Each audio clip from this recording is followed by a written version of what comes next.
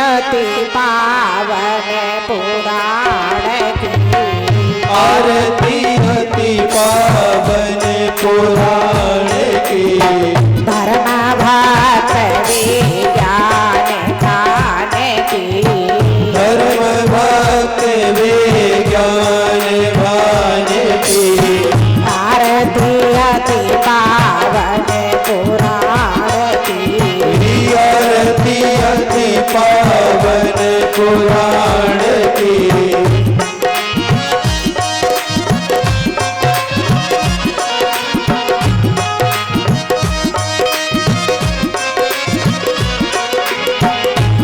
महापुराण भागवत निरमल महापुराण भागवत निर्मल सुख मुख विगलित निगम कल्प फल सुख मुख विगलित निगम कल्प फल परमानंद सुधार समय कल परमानंद सुधारस में कल लीलारति रस रस निधान की लीलारति रस रस निधान की आरती अति पावन पुराण की आरती अति पावन पुराण की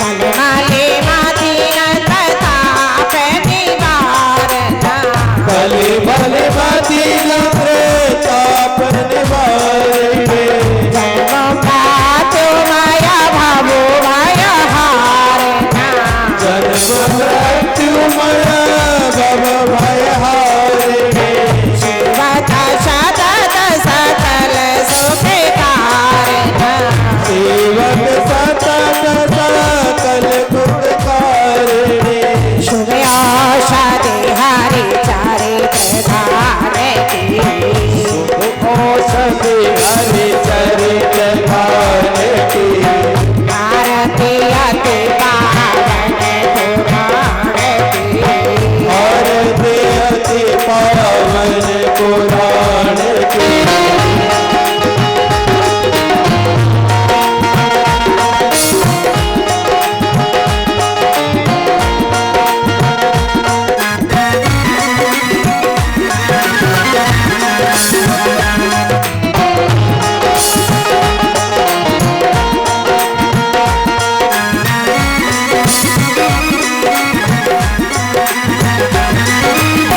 विमल विराग विवेक विकासिना विमल विराग विवेक विकास भगवती तात रहे से प्रकाशिना भगवत तात्पर है प्रकाश परम ज्योति परमात्मा जाने की परम ज्योति परमात्मा जाने की आरती अति पावन पुराण की आरती अति पावन पुराण की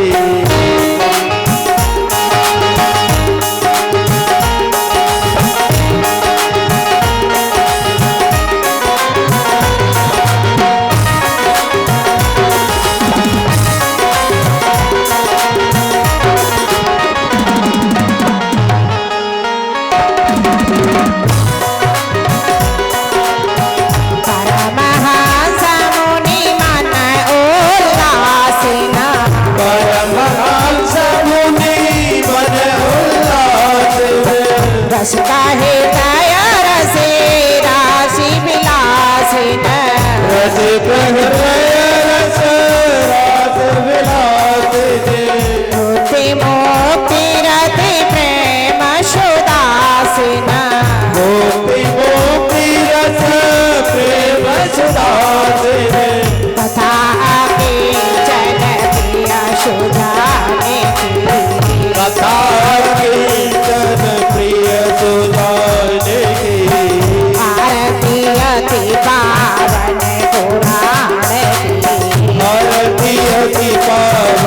पुराण की भक्त विज्ञान ध्यान की कर्पूर गौरव करुणावतारम संसार सारम भुजगेन्द्रहारम लतामसलतं विद्यारविन्दे भवं भवानी सहितं नमामि त्वमेव माता च पिता त्वमेव त्वमेव बन्धु सखा त्वमेव त्वमेव विद्या सर्वं त्वमेव त्वमेव सर्वं मम देव देव आरती अति पावन पुराण की भक्ति विज्ञान भान की आरती अति पावन पुराण की आरती भक्ति पावन पुराण की आरती अति पावन पुराण की बोले गोविंद भगवान की अरे चले आएंगे बिहारी आएंगे बिहारी चले आएंगे बिहारी आएंगे बिहारी चले आएंगे बिहारी आएंगे बिहारी चले आएंगे बिहारी आएंगे बिहारी चले आएंगे बिहारी राधे राधे राधे राधे रटो चले आएंगे बिहारी राधे राधे रटो चले आएंगे बिहारी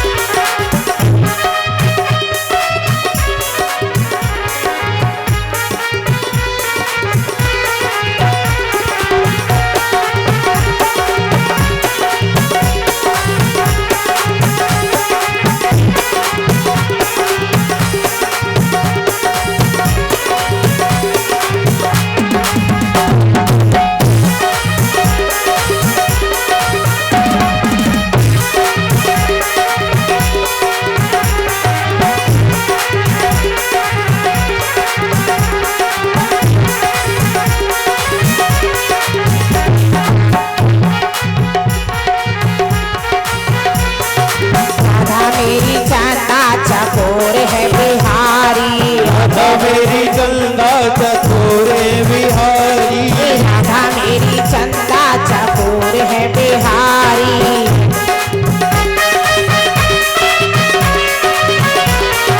राधा मेरी चंदा चकोर है बिहारी राधा मेरी चंदा चकोरे बिहारी राधा मेरी चंदा चकोर है बिहारी राधा मेरी चंदा चकोरे बिहारी राधे राधे राधे राधे रटो चले आएंगे बिहारी राधे राधे चले आएंगे बिहारी राधे राधे रटो चले आएंगे बिहारी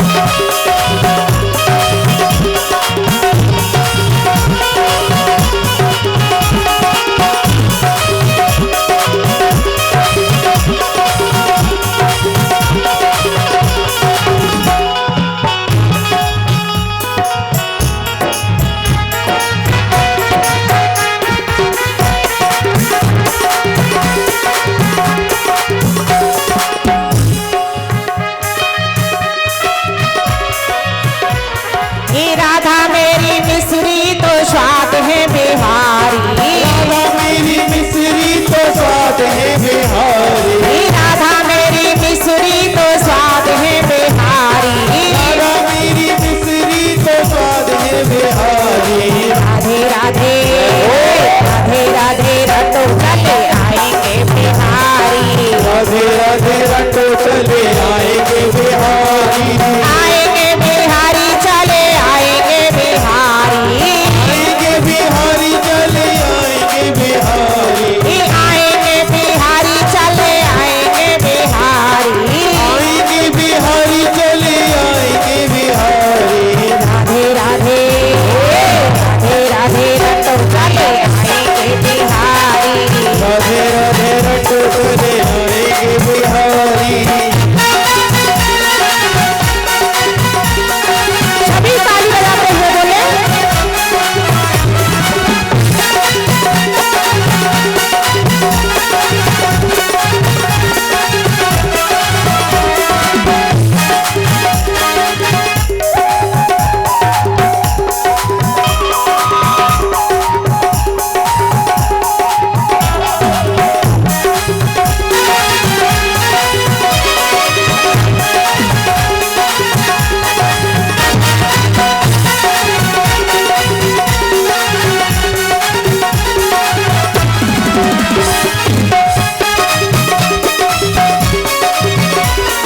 राधा रानी गंगा तो धार है बिहारी।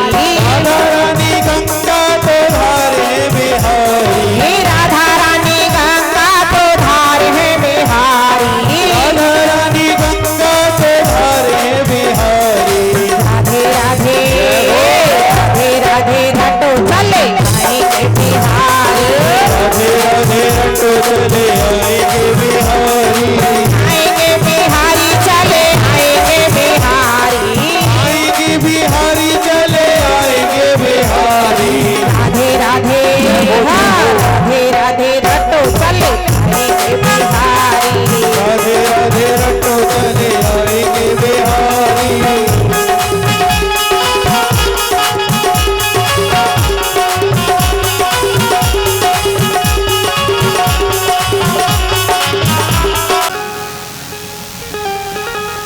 शिशुपाल के से विवाह कराना चाहता था रुक्मी का। रुक्मी जो था रुक्मिणी का भाई, लेकिन प्रभु ने उसे रथ से बांध करके खींचा। बलराम जी आए, बलराम जी ने छुड़ाया। उसके बाद वहां से कुमकुम पत्रक आ गई है। बारात लेकर के भगवान कृष्ण आए और उनका विवाह हुआ। सुखदेव जी कहते हैं राजन परीक्षित, राजा भीष्म ने अपने हाथों से अपनी पुत्री का कन्यादान किया और अपनी बेटी को विवाह संपन्न करके उसे विदा कर दिया। सुखदेव जी कहते हैं राजन परीक्षित, भगवान कृष्ण के 16,108 विवाह हुए। 16,108 और रुक्मिणी जी ने पहले पुत्र को जन्म दिया, उनका नाम है प्रघुमन। लेकिन सुखदेव जी कहते हैं राजन परीक्षित, जब रुक्मिणी के पहला पुत्र हो गया और भगवान के 16,108 विवाह हुए, भगवान 16,108 तो विवाह होकर के पत्नी हैं, पर वो सबके साथ में अलग अलग रहते हैं। सबके साथ में भगवान का विवाह हुआ जामवंती जी के साथ में। सुखदेव जी कहते हैं परीक्षित बड़ी उत्सुकता से सुन रहे हैं, बोले गुरुवर मेरी समझ में नहीं आया, भालू की पुत्री कृष्ण की पत्नी कैसे बनी।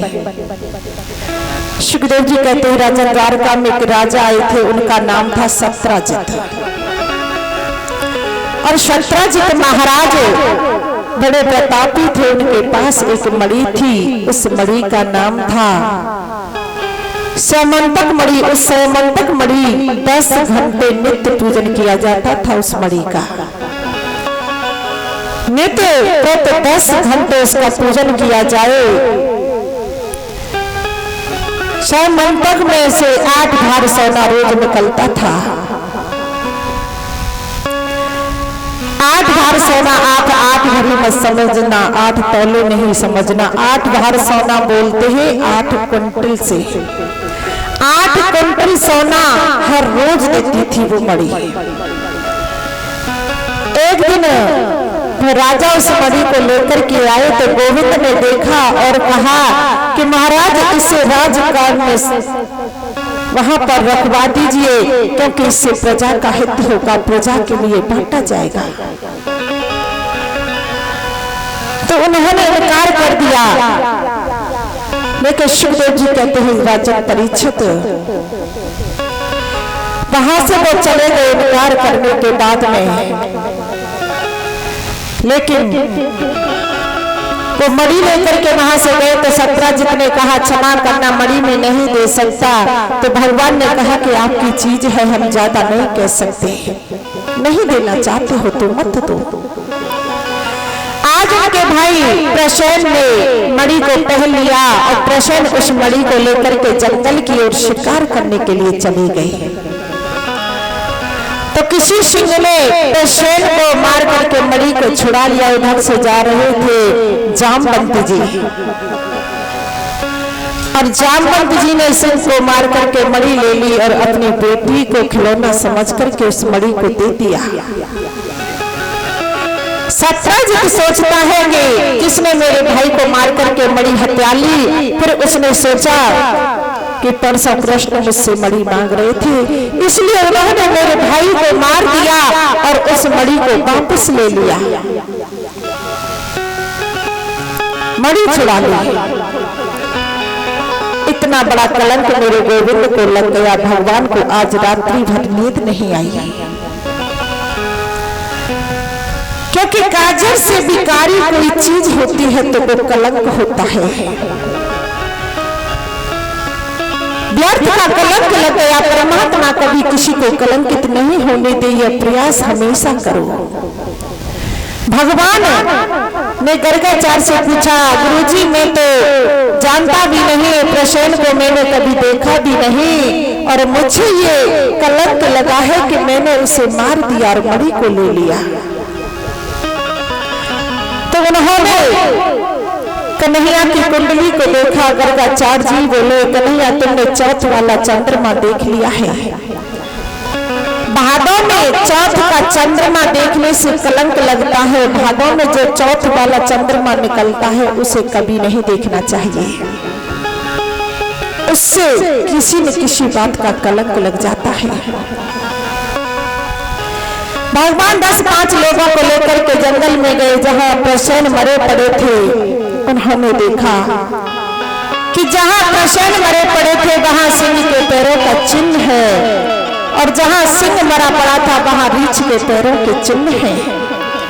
रीछ के पैरों के चिन्ह को देखते देखते मेरे गोविंद गुफा के द्वार पर आए और गुफा के अंदर प्रवेश किया तो जामवंत बैठे थे। कहने लगे कौन है, कह करके जामवंत जी कृष्ण को मारने के लिए दौड़े तो दोनों में भयंकर युद्ध छिड़ गया।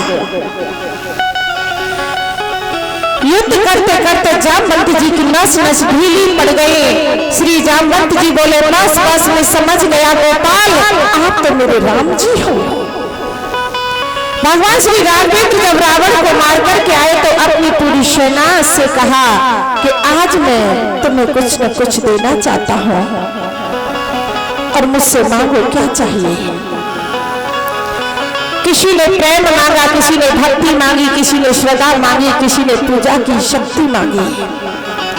लेकिन जामवंत जी शांत बैठे थे। प्रभु ने कहा, जामवंत जी आप भी कुछ मांगिए, क्या चाहिए। जामवंत बोले, क्या मांगू भगवान। रावण से हमने युद्ध तो किया पर रावण की सेना में मेरी टक्कर का कोई नहीं था। तो बस दो हाथ हो जाए तुम्हारे साथ में मेरे। भगवान ने कहा कि ये इच्छा पूरी तुम्हारी मैं द्वापर में करूंगा। तो आज प्रभु ने उसकी इच्छा पूरी की है। जामवंत ने पहचान लिया कि आप तो मेरे प्रभु राम हो। और उन्होंने कहा कि मेरी बेटी है जामवंती, आप इससे विवाह कर लीजिए, मेरी बेटी को ले लीजिए। प्रभु का विवाह जामवंती जी के साथ में हो गया। फिर मेरे प्रभु का विवाह सत्यभामा के साथ में हुआ। भगवान गए पांडवों के यहाँ घूमने के लिए, पीछे से अक्रूर जी ने सुधर्मा नाम के व्यक्ति को भड़का दिया, राजा सत्यजित को मारकर मणि ले ली। सुधर्मा ने पिता की मृत्यु का समाचार सुनकर रोती हुई सत्यभामा जी हस्तिनापुर गई और वहां जाकर के भगवान कृष्ण से बोली कि आप यहाँ चौपड़ खेल रहे हैं, इधर मेरे पिता महाराज को सुधर्मा ने मार दिया और मणि ले ली। ससुर जी की मृत्यु का समाचार सुनकर मेरे गोविंद सत्यभामा जी के गले लग करके बड़ी जोर से रोने लगे। मुझे बहुत कष्ट है देवी, मेरे ससुर जी को मारने वाले को मैं छोड़ूंगा नहीं। सुखदेव जी कहते हैं कि इतनी जोर से रोए हैं मेरे गोविंद। तो राजा ने पूछा काहे कि रोए भगवान? सुखदेव जी ने कहा कि जो पत्नी के पिता मर जाने पर नहीं रोने से सत्यभामा जी बुरा मान जाती, इसलिए गोविंद नाटक करने में तो माहिर थे, इसलिए उन्होंने ये नाटक किया।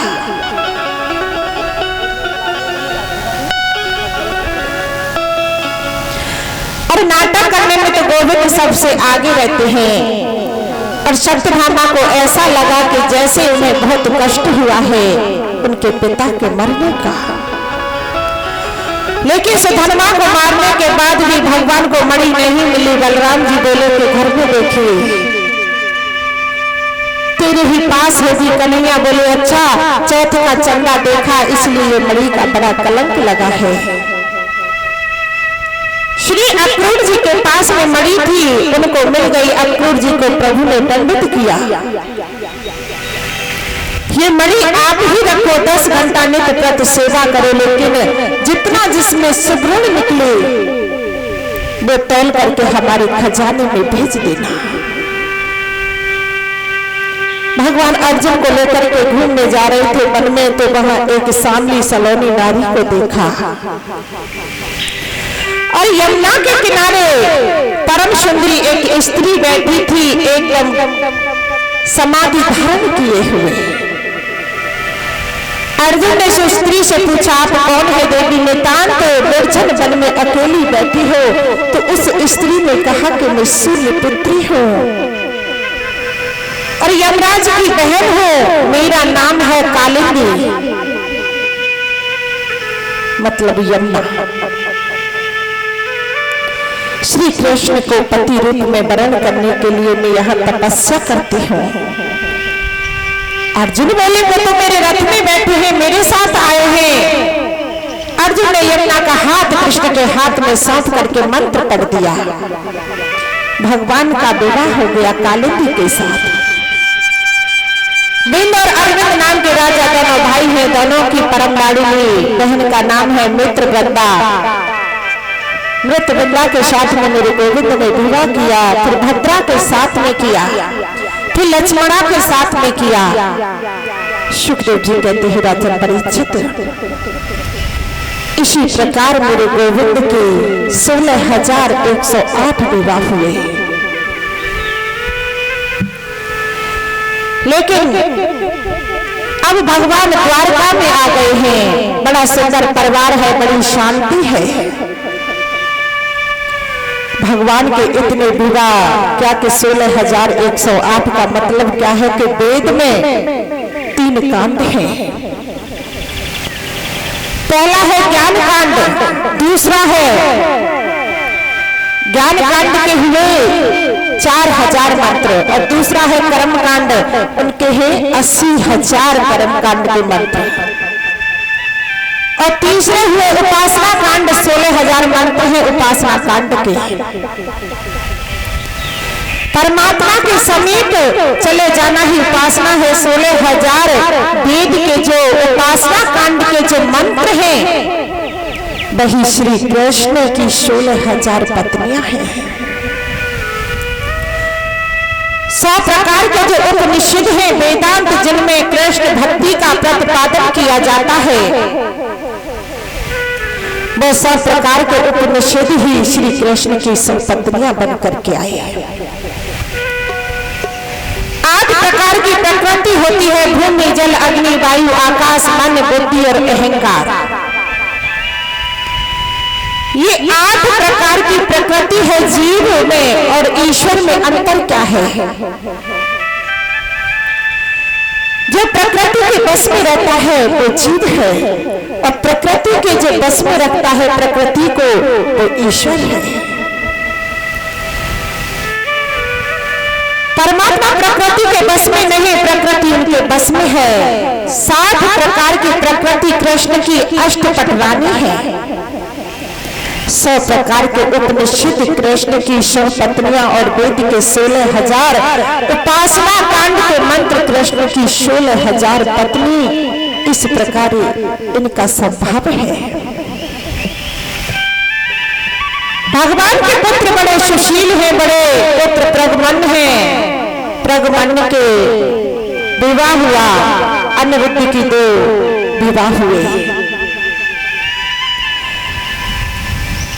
एक बात यहाँ बड़ी समझने की है कि श्री कृष्ण के परिवार में एक कृष्ण पत्नियों में आपस में बड़ा प्रेम है। एक साथ में सभी मिलजुल करके रहती हैं, प्रेम से रहती हैं। और भगवान से तो बारी बारी सभी रूठती रहती हैं। आज श्री कृष्ण के विवाह को 20 बरस हो चुके हैं,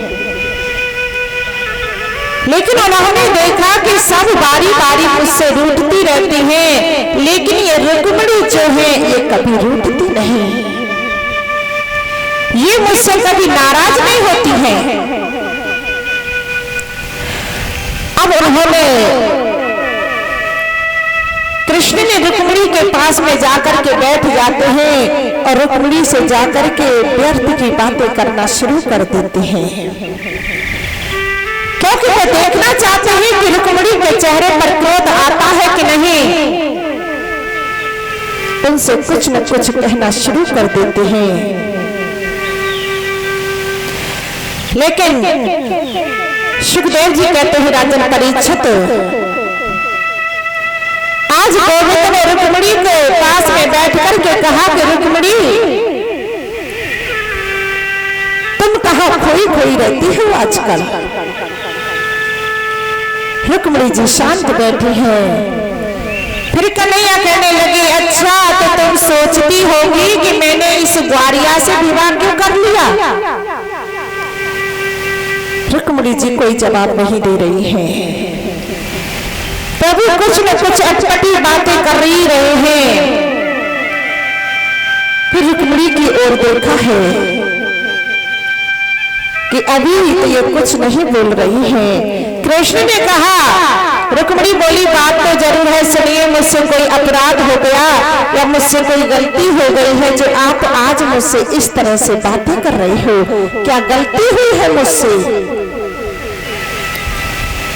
लेकिन श्री कृष्ण कहते हैं रुक्मिणी जी से कि पहली गलती तो आपने ये की कि मुझसे विवाह किया है।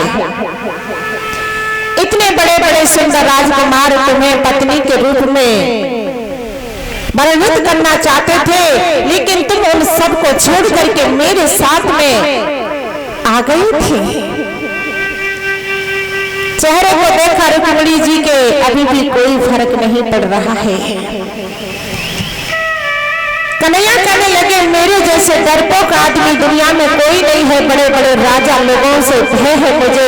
एक समुद्र में मैं घर बना करके रहता हूँ, मुझे डर है सबका। और तुम इस डरपोक के साथ में आकर के रहने लगी कि विवाह किया तुमने मुझसे। रुक्मिणी जी ऐसी अटपटी बातों को सुनकर के वही मूर्छित होकर के गिर पड़ी, लेकिन क्रोध नहीं आया उनके चेहरे पर। प्रभु ने देखा कि क्रोध नहीं आया है। अब उनके पंखा झल रहे हैं और देखा कि रुक्मिणी को कभी क्रोध नहीं आ सकता है।